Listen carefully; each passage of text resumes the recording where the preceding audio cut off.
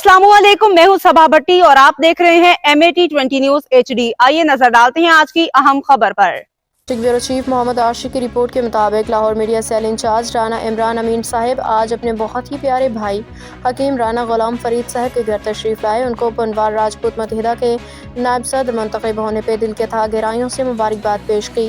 हकीम राना गुलाम फरीद ने आने वाले मेहमानों का शुक्रिया अदा किया। मोहम्मद आशिक, डिस्ट्रिक्ट ब्यूरो चीफ, लाहौर। रहमतुल्लाहि व बरकातुहू।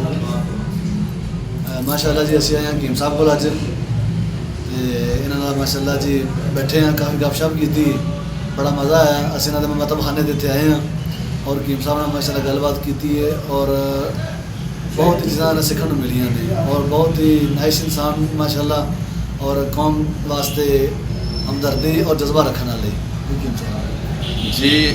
मेहरबानी है भाई इमरान अमीन साहब की अपने खसूसी टाइम के टाइम कढ़ के खसूसी मसरूफियात के टाइम कढ़ के वो शायद कितने इतने अपने ससुराल वाले आए सन और उन्होंने मैनू उन्होंने मुहब्बत है उन्होंने फ़ोन किया कि साहब टाइम है तो असीं आने उन्होंने बड़ी मेहरबानी उन्होंने शफकत है।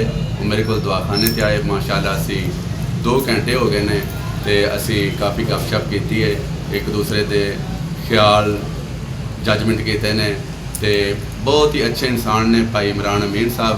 कौम वास्ते, बरादरी वास्ते, आम टोटल इंसानियत वास्ते अच्छी सोच रखने वाले ने माशाअल्लाह। अल्लाह इन्हों लंबी जिंदगी अता फरमाए।